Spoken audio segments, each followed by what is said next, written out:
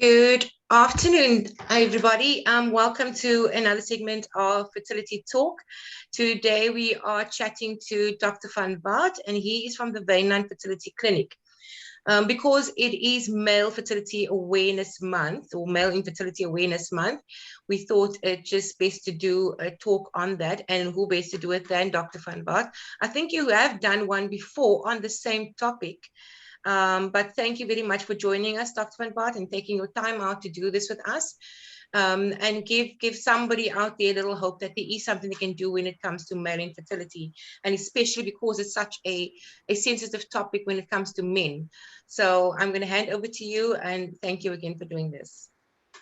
Thank you very much. It's very nice to speak to you and to your listeners.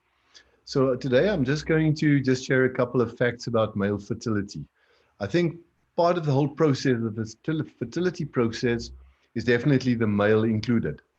We very often seem to think that fertility is only a female issue and we forget about the males.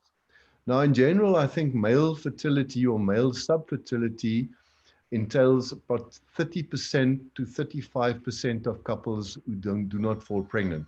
In infertility, we would normally diagnose if you're younger than 30, if you've tried more than a year and haven't been successful, or if you're older than 30, 6 to 9 months of trying without any success. Then certainly what you should do is you'd go and see somebody knowledgeable to guide you on the way forward. Now, if we look at male fertility specifically, I think the bottom line is we make the diagnosis by doing a sperm analysis. Now, there are normally 3 reasons why things on the sperm side would not be good. Firstly, it will be something pre-testicular, something that happens before sort of the sperm start being produced, something like male hormones. The second thing is testicular causes, which influences the production of sperm, and then also what we call post-testicular reasons, and that will very often be something like obstruction. So males who've had a previous vasectomy, or there's a blockage somewhere along the line, and that you will only know once you do the sperm analysis. And you combine that with some hormone tests to try and find where the problem is. Now, if you do a sperm analysis, there are normally 4 parts of that, which is very important. The most important part is what we call morphology. In other words, the percentage of normal sperm in a sperm sample.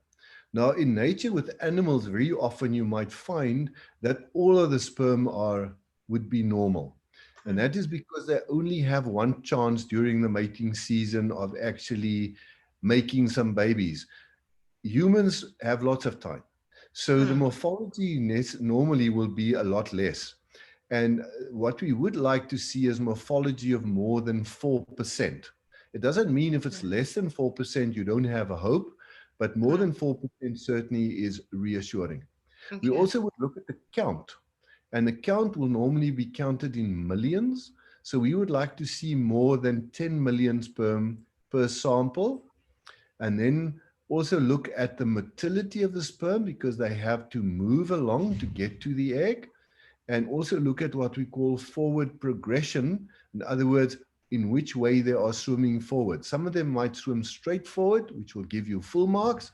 But sometimes they will go around angles from this side to the other side. They will get there, but it takes a little bit longer, which will give you a little bit of a lesser score. So taking all of those parameters into account, we will probably give you some kind of feedback and saying either it's a great sample or a good sample or an average sample or subfertile. But unfortunately, sometimes there also might be no sperm, which I will address right now, or in a little bit. Now, there is unfortunately very little that we can do to improve male fertility. So being on your best behavior and doing all the things right and taking some sperm improve or medication to improve that is not really going to make a huge big difference. It might add a 5% or a 10% to male fertility, but the way we work with that sperm gives us the advantage. So obviously the first part is that we want males to be able to conceive normally at home, but sometimes we will talk about artificial insemination, where we actually let the sperm swim against one another, all the good guys are on the front and all the bad guys are at the back. We take the good guys and we put them just inside of the uterus, a lot closer to where the egg will be picked up.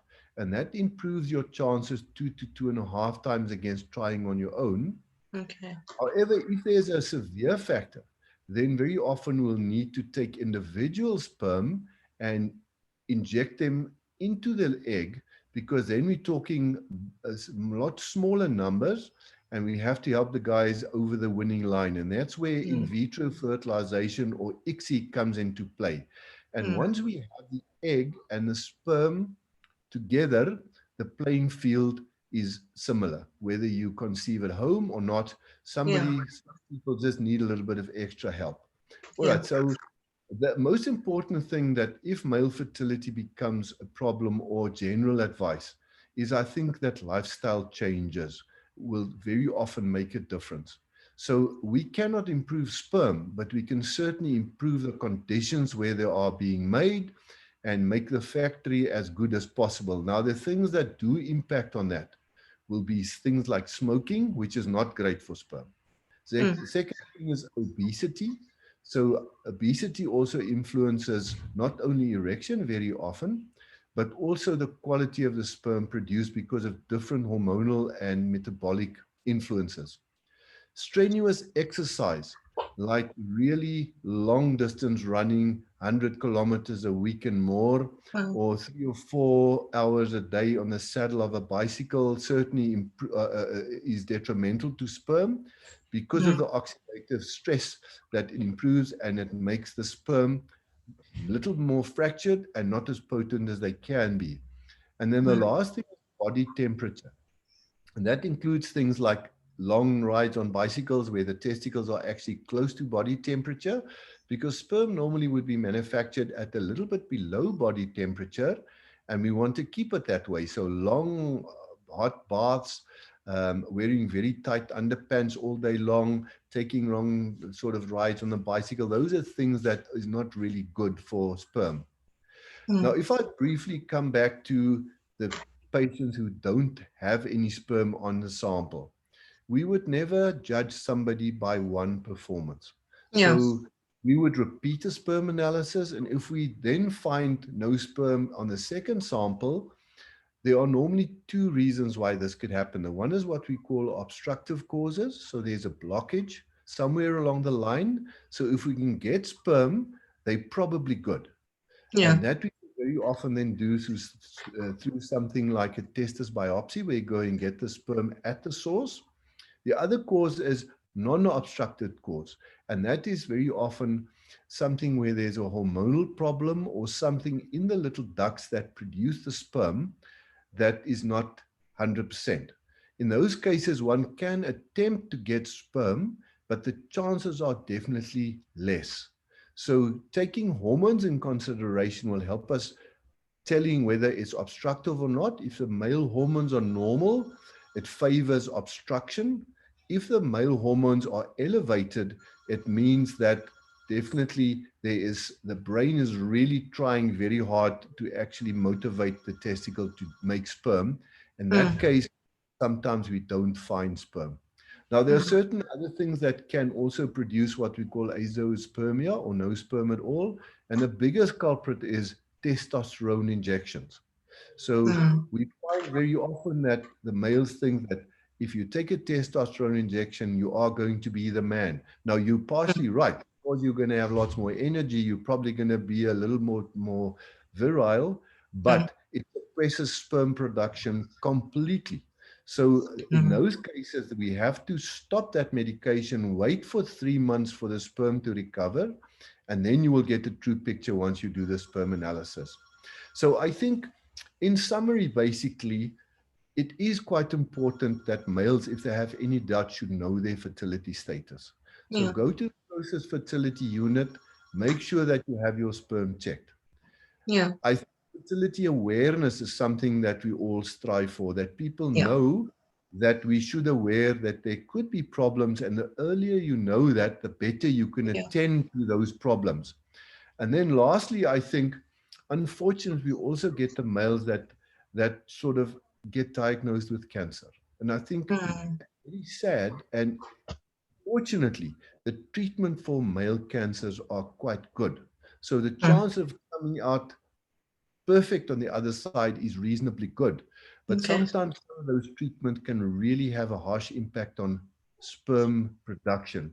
So if you do get that diagnosis, it is advisable that you visit a fertility clinic close to you, make sure that you get some sperm frozen, which will then be able to be used at a later point once you've recovered and when you're ready to have a family.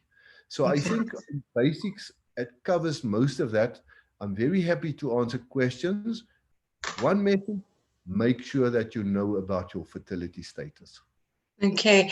Thank you, Doctor. I'm actually going to check on the Facebook page if there's been any questions there, because like I always say, the questions always come as soon as we finish.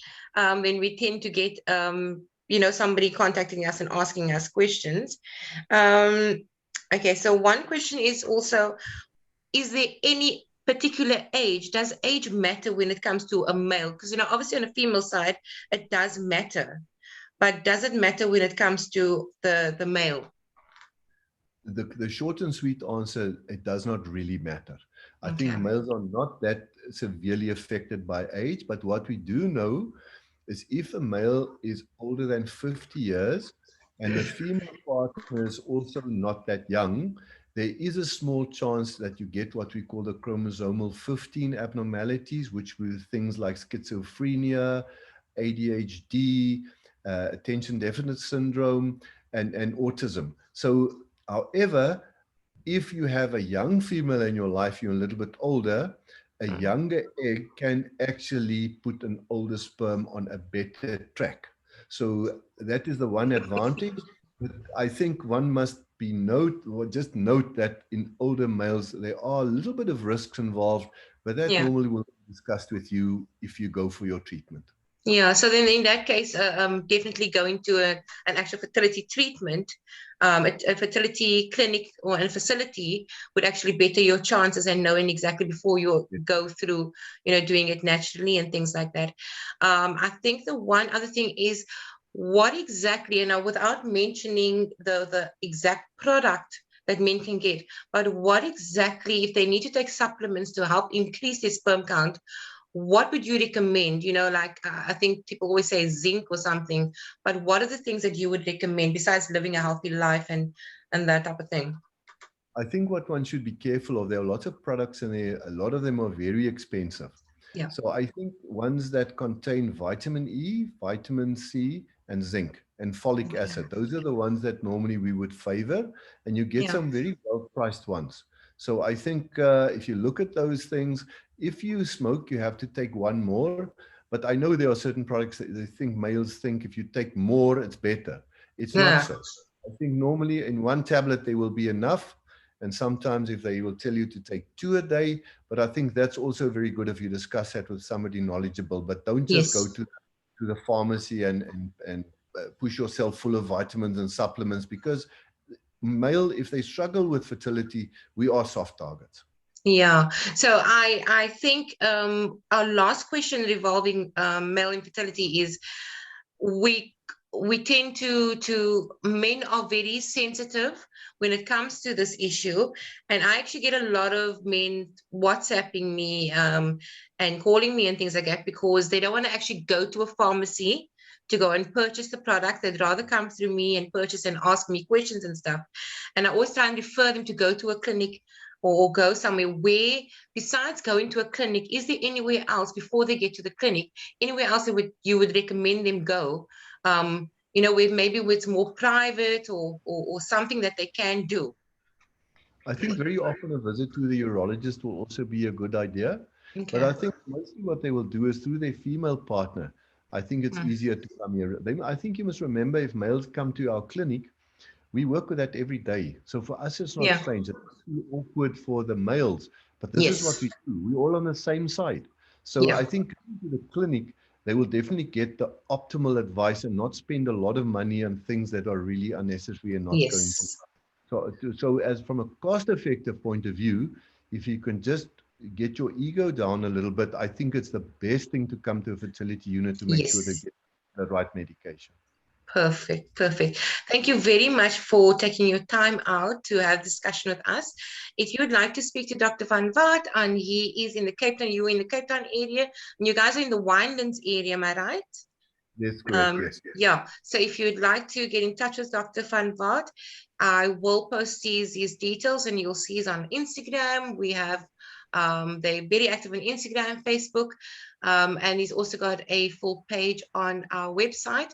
So it's Wijnland Fertility Clinic.co.za.